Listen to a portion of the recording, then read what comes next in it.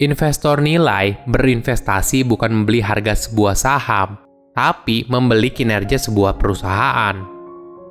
Halo semuanya, nama saya Michael. Selamat datang di channel saya, Sikutu Buku.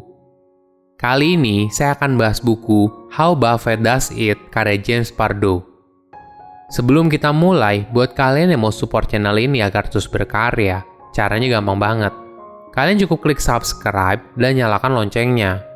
Dukungan kalian membantu banget supaya kita bisa rutin posting dan bersama-sama belajar di channel ini. Buku ini membahas soal strategi investasi dari Warren Buffett yang terkenal sebagai investor saham kaya raya berkat analisa fundamentalnya. Jutaan orang ingin tahu apa rahasia dari Warren. Bagaimana Warren bisa kaya seperti sekarang?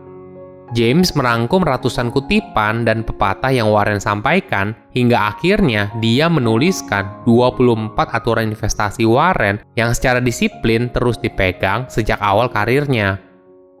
Saya merangkumnya menjadi 3 hal penting dari buku ini. Pertama, pilih perusahaan yang kamu pahami. Banyak orang menganggap Warren sebagai investor yang paling sukses di dunia. Warren tidak menerima warisan apapun, namun kekayaannya mencapai lebih dari 80 miliar dolar. Walaupun banyak orang yang penasaran rahasia dari Warren, sebenarnya rahasia kesuksesannya tidak ada yang 100% unik, malah sangat to the point. Bagi Warren, ketika berinvestasi, kita harus membuatnya sesederhana mungkin. Sama halnya ketika kamu memilih perusahaan mana yang ingin kamu investasikan. Pilih perusahaan yang kamu pahami bisnisnya dan bagaimana mereka menghasilkan uang. Jangan investasi ke perusahaan yang tidak kamu pahami. Ingat, ketika kamu membeli saham, kamu tidak membeli sesuatu yang abstrak, tapi kamu ibaratnya memiliki bagian dari perusahaan yang kamu beli. Itulah kenapa penting bagi kamu untuk mengetahui bisnis dari perusahaan tersebut. Sebagai contoh, di tahun 1973, Warren membeli 10 juta dolar saham Washington Post. Namun, tidak lama kemudian, harga sahamnya langsung ambles 50%. Hal ini tidak membuat pendirian Warren berubah. Bahkan, Warren memegang saham Washington Post selama 40 tahun dan menjualnya dengan nilai 1,1 miliar dolar pada tahun 2014. Hal lain yang cukup penting adalah buat keputusan investasimu sendiri. Banyak orang punya pandangan kalau investasi saham itu rumit dan butuh bantuan profesional agar kamu bisa berinvestasi. Ini adalah pandangan yang keliru. Warren percaya rata-rata orang bisa belajar tentang investasi nilai dan mengetahui perusahaan mana yang memiliki fundamental bisnis yang baik. Jangan membeli saham karena ikut-ikutan atau berdasarkan rekomendasi orang lain. Kamu harus paham betul perusahaan yang kamu beli sebelum kamu menaruh uang kamu di sana. Sebagai contoh, Warren tidak berinvestasi pada perusahaan teknologi, tapi dia berinvestasi pada perusahaan yang dia pahami, yaitu seperti permen, celana dalam, minuman, karpet, dan sebagainya. Warren membeli saham Coca-Cola sejak tahun 1988 dan masih memegangnya hingga sekarang. Bagi Warren, bisnis Coca-Cola memiliki masa depan yang cerah dan model bisnisnya mudah dipahami, yaitu sebagai perusahaan yang menjual minuman. Warren juga paham bagaimana Coca-Cola menghasilkan uang dan bahkan alasan dia berinvestasi pada Coca-Cola karena perusahaan ini bisa menaikkan harga tanpa kehilangan konsumen. Hal ini telah terbukti selama 100 tahun Coca-Cola berdiri pada masa itu sebelum Warren memutuskan untuk berinvestasi di Coca-Cola. Kedua, buat keputusan yang rasional. Keputusan investasi haruslah rasional. Jangan dibuat karena emosi sesaat dan sentimen pasar jangka pendek. Guru dari Warren pernah bilang kalau musuh terbesar investor adalah dirinya sendiri. Warren meresapi nasihat Graham dengan sepenuh hati. Bahkan, Warren bilang kalau emosi kamu terganggu ketika investasi kamu hilang 50% dari nilai awalnya, berarti kamu belum punya mentalitas untuk berada di pasar saham. Artinya, jika kamu berinvestasi pada perusahaan yang memiliki fundamental yang baik, namun kemudian mengalami penurunan di luar dari kuasanya, maka penilaian kamu terhadap keputusan awal kamu jangan berubah. Pada tahun 1999, saat banyak orang sedang tergila-gila pada saham perusahaan internet, harga saham Berkshire Hathaway malah sangat buruk. Pada Maret tahun 2000, harga sahamnya turun 50% menjadi $40.000 per lembar. Banyak investor perusahaan Warren panik dan kemudian menjual sahamnya. Bahkan pada masa itu, banyak orang juga berpendapat kalau investasi nilai ketinggalan zaman dan sudah tidak berguna lagi. Sayangnya, mereka lupa. Ketika harga sahamnya 50%, beberapa orang melihat itu sebagai peluang kalau harga saham Berkshire Hathaway sedang diskon. Pada tahun 2004, saham Berkshire Hathaway naik ke angka $97.000 per lembar. Warren memandang dirinya bukan sebagai trader harian, tapi trader dekade.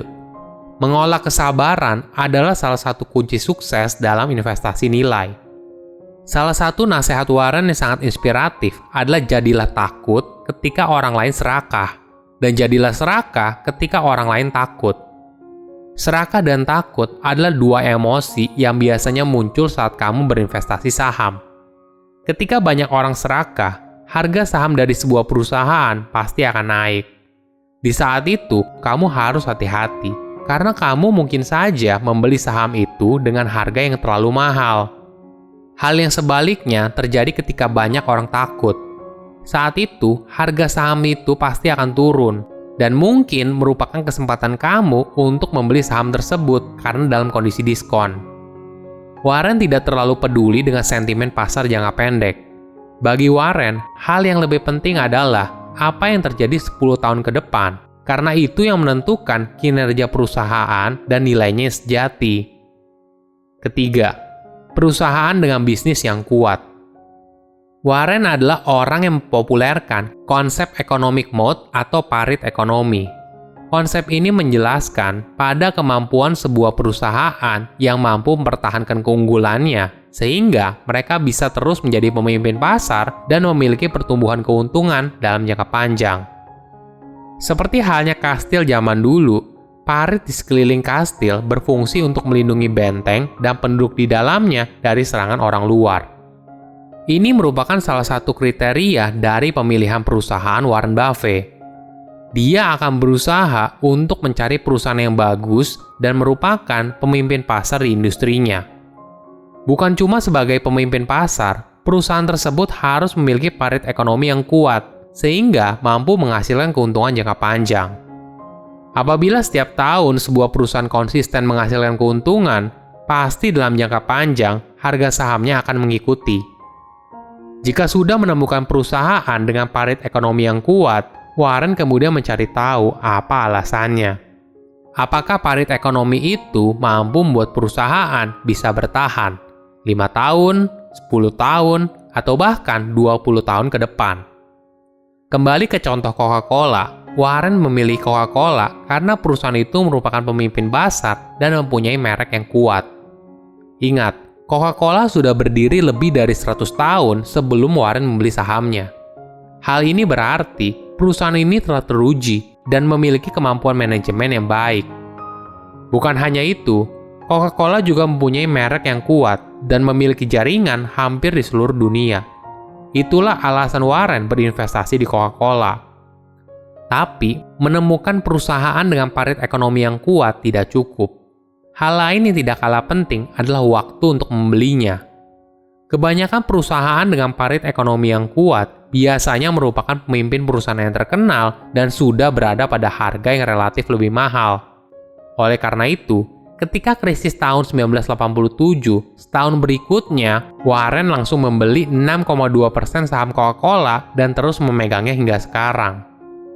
Investor nilai berinvestasi dalam jangka waktu yang panjang.